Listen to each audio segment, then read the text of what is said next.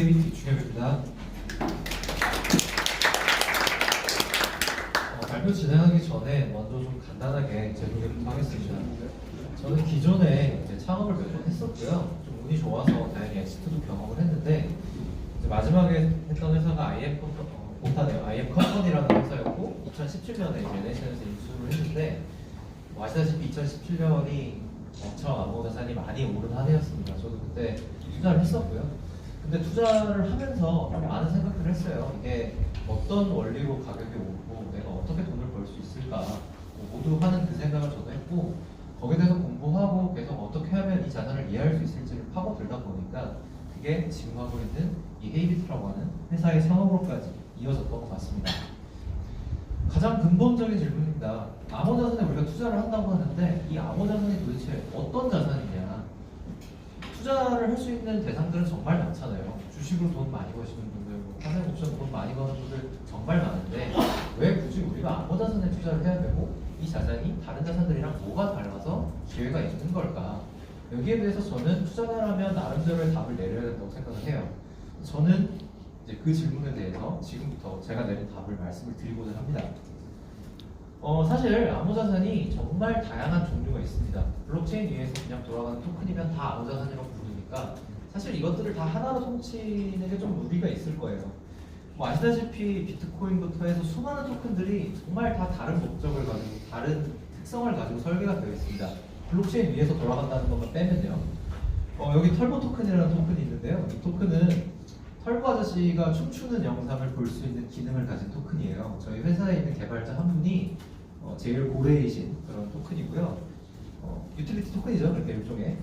이런 토큰의 밸류를 어떻게 평가할 수 있을까요? 정말 애매한 얘기입니다. 이걸 비트코인이랑 비슷하게 평가할 수 있을까요? 정말 다양한 토큰들이 있기 때문에 사실 암호자산을 하나로 이해하려고 하는 시도는 좀 위험할 수도 있어요. 근데 지금까지 얘기가 좀 더 이론적이고 이상적인 얘기라면 저는 지금부터 현실적인 얘기를 드리고 싶어요.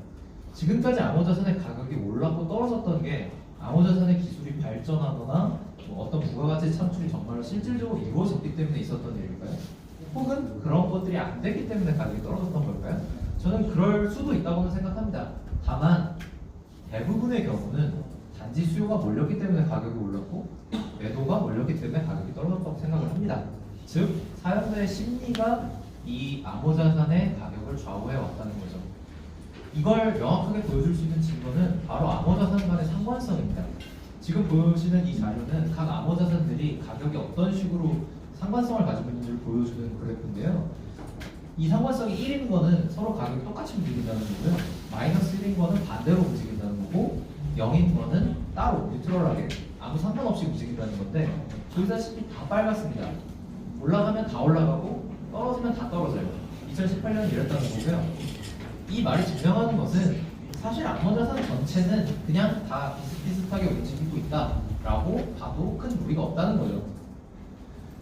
그렇기 때문에 저는 수많은 암호자산들의 프로젝트를 살피는 게 물론 의미 있는 일입니다. 그러나 단순히 이 가격을 적절한지 평가하는 측면에서만 본다면 굳이 많은 것들을 다 볼 필요가 없이 비트코인만 봐도 된다라고 저는 생각을 해요. 비트코인이 실제로 많이 줄었다고는 하지만 가장 큰 도미넌스를 가지고 있고 이 상태는 한동안 지속될 것으로 판단되기 때문에 비트코인의 특성만 이해한다면 현재 암호자산의 시장 전체가 어떻게 흘러가는지를 이해할 수 있다는 거죠. 그러면 이제 비트코인이 뭔지에 대해서 우리가 생각을 해봐야 될 텐데요. 아시는 분들도 있을 거고 모르시는 분들도 있을 텐데 사실 비트코인이 도대체 뭐냐에 대해서 꽤 많은 논쟁들이 있었어요. 이게 일종의 디지털 금이다라고 주장하는 주장들도 있었고 아니다 이거는 돈이다 화폐다라고 주장하는 분들도 있었어요. 저는 둘 다 일리 있는 생각이라고 생각하는데 어찌됐든 여기에 대해서 어떤 명확한 결론이 나와 있지는 않습니다. 가치의 저장성에 좀 더 포커스를 한 게 이제 금이라는 접근이고 결제에 좀 더 사용성이 뛰어나야 된다라고 주장하는 어떤 사람들은 이제 비트코인 캐시 같은 것들을 만들기도 했죠. 근데 이 특성은 사실 지금 제가 말씀드리고 싶은 주제랑은 별로 상관이 없어요. 왜냐면 비트코인이 뭐냐가 중요한 게 아니고 비트코인이 우리가 투자하는 자산으로서 뭐냐가 중요한 거거든요. 근데 화폐나 금은 사실 투자 자산으로 봤을 때 그렇게까지 큰 차이를 내지 않습니다. 두 가지 특성이 있는데요. 그 자신이 자산 수익을 창출할 수 없는 그런 자산이란 특징이 있고요. 둘째로는 그 가격이 컨센서스에 의해서 형성된다는 특징이 있습니다. 각각에 대해서 설명을 드릴게요. 일단 첫 번째는 그 자신이 가치를 창출하지 못한다는 점이에요. 주식은 배당을 받을 수 있습니다. 채권은 이자를 받을 수 있어요. 부동산은 임대료를 받을 수 있죠. 그러나 금은, 화폐는 그 자신이 내적으로 수익을 창출할 수 있는 능력이 없습니다. 그래서 워렌 버핏이 2012년에 보냈던 주주 서한에서 본인이 왜 금에 투자를 안 하는지에 대해서 설명을 했어요. 금은 쓸모가 없고 그냥 사람들이 뭐 가격이 오를 것 같으면 사고 떨어질 것 같으면 파는 대상이고, 그래서 난 그런 거 그러니까 주식에 투자해야 된다는 말을 했어요. 워렌 버핏은 금을 싫어합니다. 당연히 비트코인도 싫어하시죠. 쓰레기라고 하시죠. 그렇다면 이렇게 자체적인 그 수익 생산 능력이 없다는 게 뭘 의미하느냐? 그 자산이 우상향을 할 수 있는지에 대해서 우리가 알 수가 없다는 거예요. 이거는 역사가 보여주는 겁니다. 지금 보여주시는 그래프는 약 200년에 걸친 자산들의 가격 변화예요. 좀 선이 똑바로 보이는 건지 로그 스케일이라서 그런 거고요. 보시다시피 주식이나 채권은 200년에 걸쳐서 가격이 계속 올랐어요. 그리고 여기는 안 나와 있지만 부동산도 계속 가격이 올랐습니다. 이 자산들은 대표적인 우상향 자산들이에요. 근데 금이나 화폐는 어떻습니까? 금은 가격을 유지했죠. 출렁이긴 하지만 아주 긴 시간 동안 가격을 유지했고, 뭐 어떤 조사에 의하면 뭐 수천 년 동안 가격이 안 변했다고 해요. 엄청난 안전자산이긴 한데 어쨌든 우상향을 하지 않았습니다. 달러는 뭐 아시다시피 미국이 찍어내니까 가격이 오히려 계속 떨어졌죠. 그렇기 때문에 만약에 비트코인이 정말 금이나 달러가 맞다고 하더라도 이게 우상향할 수 있느냐에 대해서 우리는 확신할 수가 없어요. 물론 여기에는 조금 다른 포인트가 있습니다. 금이나 달러는 공급 때문에 이제 가격이 유지되거나 떨어지는 건데요. 그 비트코인 같은 경우에 반감기라는 개념이 있기 때문에 그것 때문에 가격이 우상향을 뭐 할 수 있을지도 몰라요. 그리고 이런 가격의 유지라는 개념은 사실 메이저 에셋이 된 이후의 이야기이기 때문에 비트코인은 아직 그 단계조차 아니기 때문에 뭐 가격이 오를 수 있다, 뭐 이거 제가 틀린 논리라고 생각하지는 않습니다. 다만 확신할 수는 없다는 거죠. 우리는 잘 모릅니다. 그리고 두 번째 비트코인의 특징은 본질 가치에 대해서 우리가 잘 알 수 없다는 거예요. 앞서 말씀드렸다시피 그 자체가 내재적으로 수익을 창출하는 능력이 없기 때문에 그 가치를 계산하기가 너무 어려워요. 주식은 그 주식 기업의 수익 창출 능력, 배당을 할 수 있는 능력, 채권은 이율, 부동산은 그 부동산에서 발생하는 임대료율, 이런 거를 가지고 그 자산의 가치를 평가할 수 있어요. 근데 화폐나 금 같은 자산들은 그런 특성이 없기 때문에 단지 사람들이 그걸 얼마나 가치 있게 여기느냐에 의해서 가격이 형성됩니다. 한마디로 얘기해서 가치보다 가격이 우선해요. 이러다 보니 뭐 금이나 화폐는 실제로 세계 경제 전체적인 상태나 이런 거에 영향을 정말 많이 받습니다. 뭐 미국이나 세계 자본주의가 어떻게 흘러가는지가 좌우하는 자산들이라고 봐도 될 것 같아요. 그래서 비트코인의 중요한 두 번째 특성은 본질 가치가 정말 있는지에 대해서 우리가 확신할 수 없다는 거죠. 저는 없다고 말하진 않았습니다. 저도 잘 모르겠어요. 근데 확신할 수는 없죠. 그래서 이 두 개를 더하고 보니까 이런 결론이 나옵니다. 우리가 너무나도 기본적으로 생각하는 투자의 기본, 본질 가치보다 좀 더 싸게 사서 오래 보유하고 있으면 돈을 벌 수 있다. 이거는 수백 년의 역사 동안 증명이 됐던 아주 기본적인 지식인데 비트코인에서는 이게 퀘스천인 거죠. 그래서 저는 오히려 비트코인에 투자를 한다는 행위는 제가 아래에 비유한 것과 좀 비슷하다고 생각을 해요. IMF가 올 것 같아. 달러 가격이 엄청 오르는데 달러 사야겠네. 아니면 뭐 서프라임이 터질 것 같아. 그 금이 안전자산이니까 나중에 가격이 많이 오를 거야. 이런 약간 시장 전체에 대한 예측과 그에 대한 베팅 행위라고 저는 봐요. 근데 사실 이렇게 얘기하면은 이것도 사실은 비트코인을 꽤 좋게 봐준 겁니다. 왜냐면 비트코인은 아직 금도 아니고 화폐도 아니고 그렇게 될 가능성이 있을 뿐이죠. 비트코인이 나중에 금이 된다 치더라도 금을 뭐 완벽히 대체할지 일부만 대체할지 뭐 둘이 별개로 존재할지 우린 모릅니다. 또 비트코인이 만약에 돈이 된다, 화폐처럼 쓰인다고 해도 얼마나 많이 쓰일지 몰라요. 달러가 되면 다행인데 베네수엘라 화폐가 되면 어떡합니까? 화폐라고 해서 다 가치가 있는 건 아니거든요. 그래서 이 비트코인에 투자를 하는 행위는요, 비유하자면 금이 아니라 그냥 좀 뭔가 귀금속 같은 건데 약간 애매한 것들이 있죠. 뭐 루비, 진주 뭐 이런 거요. 그런데 투자하는 거, 혹은 화폐긴 한데 우리가 아는 이제 뭐 아주 유명한 그 선진국들이 아니라 그냥 좀 그냥저냥한 나라들의 화폐에 투자하는 거랑 본질적으로 비슷합니다. 지금은요. 그래서 이 암호자산에 투자를 한다는 것이 비트코인이 어떤 것이냐와 상당히 유사하다는 걸 제가 먼저 말씀을 드렸고, 이 비트코인의 특성상 암호자산에 투자하는 것이 가치 투자로 접근하기에 상당히 위험하고 모호하다는 얘기를 드렸어요. 뭐 저는 가치 투자를 하는 게 잘못됐다고 생각하진 않고, 심지어 저도 일부는 그냥 갖고 있긴 한데요. 제가 권장을 하는 건 할 거면 돈을 그냥 조금만 넣어라. 본인이 가진 자산 대비해서 조금만 넣어라. 이 정도의 제안을 드리고 있어요. 그럴 정도로 가치 투자를 하기에는 상당히 위험한 자산이라고 저는 생각을 합니다. 근데 뭐 그렇다고 해서 이 암호자산이 그러면 투자를 하면 안 되는 대상이냐? 뭐 달러에 투자하면 안 되는 거 아니고 금에 투자하면 안 되는 거 아니잖아요. 저는 암호자산도 그 성질을 제대로 이해한다면 제대로 투자할 수 있다라고 생각을 합니다. 뭐 엔드게임이다 이렇게 얘기를 했을 때 누구는 꽤 가망이 없는 거라고 이해를 하겠지만, 네, 방법이 있다는 뜻이었죠. 사실 저 영화에서 저 말은요. 구체적으로 어떻게 할 건지는 다음 세션에서 설명을 드릴 거고요. 저는 이제 기술적 투자라고 하는 방법론이 왜 암호자산에 잘 맞는지에 대해서만 말씀을 드리겠습니다. 기술적 투자라는 거는 어떤 대상의 본질적인 가치를 별로 신경 쓰지 않는 투자 방법이에요. 이게 뭐 참치캔을 거래를 하든 털보 토큰을 거래하든 그런 건 전혀 중요하지 않습니다. 가치 투자가 아닌 기술적 투자자는 단지 그것이 가격이 오를 것 같으면 사는 투자 행위고요. 가격이 떨어질 것 같으면 파는 그런 투자 행위입니다. 그래서 이 투자자들은 시장이 되게 비효율적이라고 믿어요. 현재 가격이 뭔가 가치를 제대로 반영하고 있는 것이라고 생각하지 않습니다. 그래서 어떻게든 움직일 수 있다고 생각을 하는 거예요. 그래서 결과적으로 이 기술적 투자는 가치보다는 가격에 집중하는 편이고요. 인베스트 투자보다는 트레이딩, 그러니까 매매를 하는데 조금 더 집중하는 경향이 있습니다. 왜 그러냐면 본질 가치에 집중을 안 한다고 말씀을 드렸지만, 사실 본질 가치가 세상에 존재하는 대상들이 있기 때문에 너무 긴 텀으로 거래를 하게 되면 나중에 큰 코를 다칠 수가 있기 때문에 좀 짧게 가져가려는 경향이 강해서 그렇습니다. 근데 이런 기술적 투자 그리고 트레이딩을 잘 하려면 어떻게 해야 되느냐? 아까 말씀드린 그런 특성들이 잘 부합해야 돼요. 일단 본질적인 가치가 불분명할수록 좋습니다.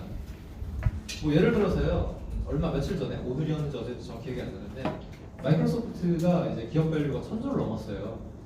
1000조가 적당하냐? 애매해요. 근데 만약에 100조라고 생각해 보세요. 이거 너무 싼데? 10조 말도 안 되죠. 본질 가치가 존재하는 대상은 아무리 우리가 본질 가치를 신경을 안 쓰려고 해도 어느 정도는 복원력이 있습니다. 그래서 기술적 투자를 정말 제대로 하기에는 좀 한계가 있어요. 근데 본질적 가치가 불분명할수록 정말로 그런 것 없이 널뛰는 게 가능해지겠죠. 그리고 비효율적인 시장의 특성이 강할수록 역시 기술적 투자가 잘 통합니다. 인간의 심리나 행태나 정보의 불균형 같은 요소들이 기술적 투자를 통하게 만들 수 있는 기회가 됩니다. 그리고 유동성이 정말 중요합니다. 트레이딩을 하기 때문에 사고 파는 행위를 많이 하기 때문에 사고 파는 행위에서 발생하는 비용들이 적어야 돼요. 근데 그렇게 말씀을 드리고 보니까 암호자산이 정말 잘 맞습니다. 일단 암호자산이 본질적 가치가 불분명하다라고 제가 먼저 말씀을 드렸죠. 그리고 상당히 비효율적인 시장이에요. 얼마나 비효율적인 시장이냐면 아주 대표적인 단어가 있죠. 김프, 김치 프리미엄. 똑같은 재화가 인터넷에서 그냥 보내면 받을 수 있는 그 재화가 막 가격이 30% 차이가 나는 게 말이 안 되죠. 정말 비효율적이에요. 이거 말고도 비효율적인 게 너무 많습니다. 예를 들면 주식은 기업들이 상장을 하면 공시를 하잖아요. 얼마를 버는지 뭘 하는지 말해주는데 저는 상장된 토큰들이 뭘 하는지 하나도 모르겠어요. 제대로 개발이 되고 있는지도 모르겠고 정말 비효율적이고 정보 불균형이 심한 시장이에요. 그리고 아시다시피 사기꾼도 많고요. 근데 이런 상황에 비해서 유동성은 정말 풍부한 시장입니다. 이게 글로벌 마켓이기 때문에 가능한 건데 전체적으로 보면은 한국 코스닥 이상의 거래량을 가지고 있고 특히 최근에 거래량이 계속 많이 늘고 있어요. 이게 저도 한동안은 눈치를 못 챘는데 작년 한 중순부터 해서 저점 찍고 나서 거의 지금 3-4배 이상 거래량이 늘고 있는 상황인데 이 총량이 생각보다 정말 많습니다. 그래서 유동성이 상당히 크고 그렇기 때문에 거래 비용이 정말 낮은 그 자산입니다. 물론 이거는 약간 반칙이 있어요. 왜냐하면 세금 같은 게 없다든지 뭐 규제가 없다든지 이런 이슈 때문에 가능한 거긴 한데 어찌됐든 간에 다른 자산들을 사고 파는 거에 비하면 그 비용이 매우 낮은 그런 자산입니다. 그래서 제가 말씀드리고자 하는 결론은 기술적 투자를 하기에 암호자산이 정말 적합한 대상이고 암호자산에서는 기술적 투자가 매우 적합하다 같은 말이지만 그 얘기를 드리고 싶었고요. 제가 정리 한번 하겠습니다. 투자를 하실 때 그 투자 대상이 어떤 대상이고 어떤 특징을 갖고 있는지 이해하시는 게 당연히 저는 필요하다고 생각을 하고요. 암호자산의 중요한 두 특징이 우상향을 확신할 수 없다는 점과 본질 가치를 확신할 수 없다는 점. 그러니까 한마디로 잘 모르겠는 무언가죠. 뭔가 잘 모르겠는 무언가인데 그렇다 해도 기술적 투자라고 하는 방법론을 적용을 하면 매력적인 투자 방법을 택하실 수 있다라는 얘기를 드리는 거고요. 구체적으로 아무래도 이 시장은 좀 기관이 많이 진입해 있지 않은 뭐 표현이 좀 그렇지만 약간 미개한 시장이에요. 그래서 그런 부분들이 수익을 창출할 수 있는 기회가 되고요. 효율적이지 못한 시장이고 풍부한 유동성, 거래가 낮은 거래 가격 등이 기술적 투자를 적용하기 매우 잘 맞는다. 그래서 이런 조건들이 유지되는 전제 하에서 기술적 투자를 적극적으로 검토하시는 걸 추천을 드리는데요. 제가 여기 밑줄 쳤잖아요. 되게 중요한 부분입니다. 이 조건들이 유지되는 한은 이에요. 당연히 변할 수 있습니다. 뭐 예를 들면은 STO 같은 것들이 잘 돼서 만약에 뭐 실물 자산들이 토큰으로 올라오면 그 친구들은 당연히 토양하고 다르게 움직이겠죠. 그런 것들을 잘 주시하시면서 시장 전체가 어떻게 변하는지를 계속 보시고 제가 말씀드린 뷰는 제가 앞서서 전제했던 조건들 하에서 통할 수 있는 것이지 영원 불변한 것이 아니기 때문에 어떤 조건들이 바뀌게 되면 다시 생각해 보셔야 될 수도 있습니다.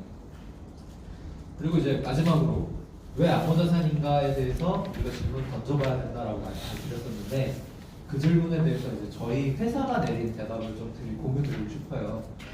암호자산은 일단 아까 말씀드린 그런 이유 때문에 수익을 저희가 창출할 수 있는 기회가 또 많이 있고 무엇보다도 경쟁이 적다라는 걸 저희는 정말 좋게 봅니다. 여기서 말하는 경쟁이 적다는 건 이 시장에 메이저한 금융기관들이 아직 많이 안 들어와 있다는 점이에요. 뭐 예를 들어서 암호자산 쪽 보다 보면 뭐 고래들이 있다, 뭐 세력이 있다 이런 말 되게 많이 들어보셨을 텐데 뭐 저는 그런 말들을 그렇게 믿지도 않거니와 설령 그런 것들이 많이 있다고 하더라도 별로 의미를 두지 않습니다. 왜 그러냐면 사실 국민연금, 뭐 연기금, 미래에셋 이런 데들이 훨씬 무서운 존재들이지 뭐 그냥 그쪽에서 말하는 고래라는 게 그냥 보통 개인이거든요. 슈퍼 개미일 뿐이지 결국 그런 분들도 개미예요. 저희가 볼 때는 이 시장에는 정말 체계적인 투자 방법론이나 플레이어들이 적기 때문에 저희가 수익을 창출할 수 있는 기회가 정말 많다라고 인지를 하고 있고요. 그리고 그렇지만 이 말이 뒤집어 생각하면 개인들이 투자하기엔 되게 어려운 시장일 수가 있어요. 너무 근본 없는 시장이기 때문에 그런 것이 저희가 로봇어바이저 서비스를 만든 이유입니다. 사람들이 많이 고통스러워하는 문제일수록 그 문제를 해결해 드린다면 정말 좋은 밸류를 창출할 수 있을 거라고 생각했습니다. 네, 감사합니다.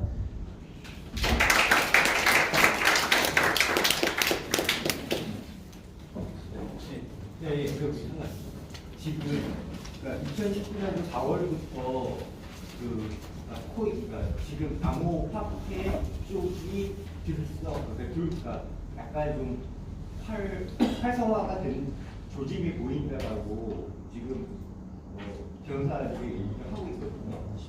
그 뉴스에서 나왔고요. 근데 그 이유가 글로벌 마켓에서의 유동성이 풍부해지기 시작해서 그런가요? 그럴 때 글로벌 마켓이 어디? 일단 이 암호자산 시장 전체에 자금이 많이 들어오는 것 자체가 지금은 대단히 유의미한 시기입니다. 왜냐면 이게 뭐 엄청나게 거대한 바다가 아니라 약간 연못 같은 시장이기 때문에 좀 큰 연못이라고 치더라도요. 연못 같은 시장이기 때문에 뭐 새로운 물길이 들어오면 시장이 커질 거다 이런 얘기들을 이제 많이 해요.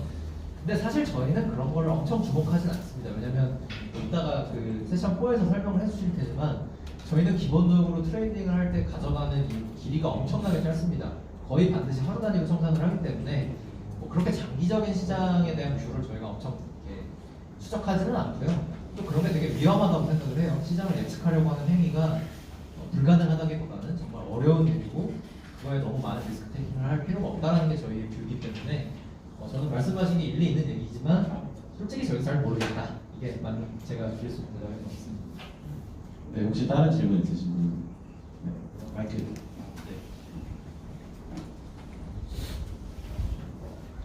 네, 발표 잘 들었고요. 질문이 이제 짜잘하게 한 두세 가지 정도인데, 먼저 저는 헤비트 베타를 먼저 좀 써본 유저로서 말씀을 드립니다.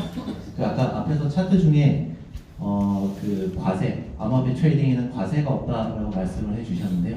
반대로 주식 시장에는 과세는 있는 대신에 수수료가 최근에는 거의 무료 수준으로 떨어졌습니다. 그래서 그냥 그 단순하게 숫자로서 비교를 해본다면 오히려 이 암호화폐 트레이딩의 거래 수수료가 결코 더 작다라고는 반드시 할 수 없는 것 같아요. 거기에 대해서 어떻게 생각하시는지 하고, 그 다음에 앞에서 유동성이라는 말씀을 해주셨는데, 저는 이제 반대를 문의드리고 싶은 게, 유동성이 이제 풍부하다는 가정하에 뭐 그것과는 큰 상관은 없는 것 같습니다만, 변동성 측면에서 볼 때 비트코인과 다른 메이저 주요 한 서너 개 알트코인들의 이제 변동성은 좀 이제 차이가 나는 것 같아요. 특히나 지금 주로 언급을 하신 비트코인 같은 경우에 상당히 최근에 그 변동성이 많이 줄어들었기 때문에, 또 역시 말씀하신 이런 초과 수익을 달성할 수 있는 측면에서 이게 아주 또 수월할 것 같지는 않다라는 거죠. 그래서 초과 수익을 달성하려면 일반적으로는 이 차트 자체가 좀 추세를 타야 추세장에서 초과 수익을 달성하기가 굉장히 쉬운데,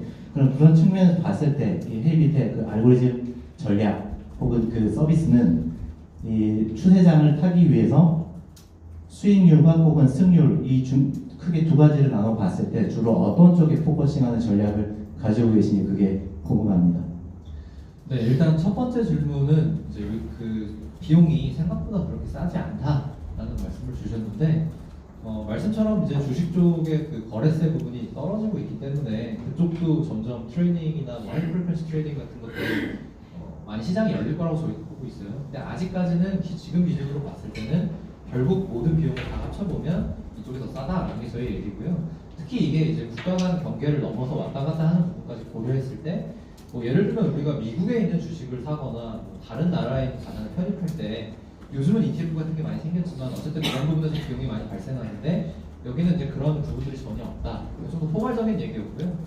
그리고 두 번째 질문이었던 변동성이 줄어들기 때문에 어떤 기술적 투자를 할 수 있는 그 요소들이 많이 줄어들거나 혹은 저희 투자 전략에 좀 한계가 오는 거 아니냐라는 부분의 질문이 주신 것 같은데, 일단은 변동성이 줄어들었느냐에 대해서 분명히 과거보다 줄어든 건 맞아요. 근데 엄밀히 얘기하면 2017년이 좀 너무 극단적인 한 해였기 때문에 거기랑 비교를 하면 사실 어떤 것들을 가져다가 대도 지금 시기가 뭔가 침체되는 시기처럼 보이는 것이지, 좀 장기적인 뷰에서 보면 여전히 괜찮다라는 게 저희가 보는 뷰고요. 실제로 변동성 돌파 전략 같은 경우는 저희가 쓰고 있는 전략이 그런 로직입니다.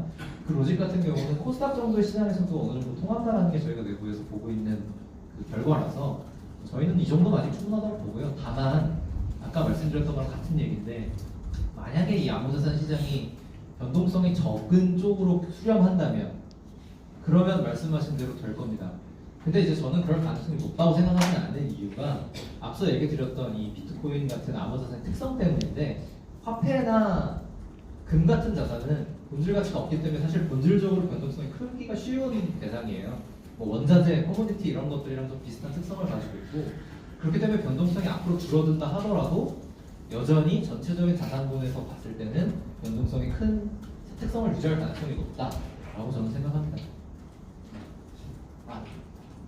암호자산 관련돼가지고, 암호자산 같은 경우에는 같은 거라도 거래소마다 가격이 다르잖아요. 네. 해외 쪽 다른 거고, 혹시 그런 프로그램 짤 때요, 환율과 이거 거래자 그러면 같은 암호자산이라도 가격이 다를 수도 있잖아요. 네, 그렇습니다. 그리고 이거는 차익 거래 모델이 해외에서 있는 것을 봤는데 국내에서 이런 시도가 있나요? 국내에서도 아비트라지 시도하시는 곳들이 몇몇 곳 있는 것을 알고 있는데요. 저희는 그런 모델은 아니고요. 아비트라지가 사실은 이제 시장 비효율성이 있을 때 그냥 너무 직관적으로 돈을 벌 수 있는 방법이잖아요. 여기서는 싸니까 사서 저기서 팔면 되는. 근데 사실 이거는 시장이 점점 고도화될수록 없어지는 모델이기도 해요. 현실적으로. 뭐 대부분의 그 거래소들이 규제나 뭐 여러 이슈 때문에 이렇게 막혀 있어서 그런 게 가능했던 것이지, 장기적으로 가능한 모델이냐라고 했을 때 뭐 아예 불가능하다는 아니라 먹을 수 있는 폭은 점점 줄어들 가능성이 높다라는 게 저희 시각이고, 그래서 저희 같은 경우는 아비트라지 모델은 안 하고 있습니다. 국내에 그런 업체 몇몇 곳 있는 걸로 알고 있어요. 뭐 호봇, 뭐 아비봇 뭐 이런 데들을 본 적이 있는데 구체적으로 어떻게 하시는지 제가 잘 모릅니다. 네. 네, 지금까지 발표해주신 이충혁 대표님께 박수 한번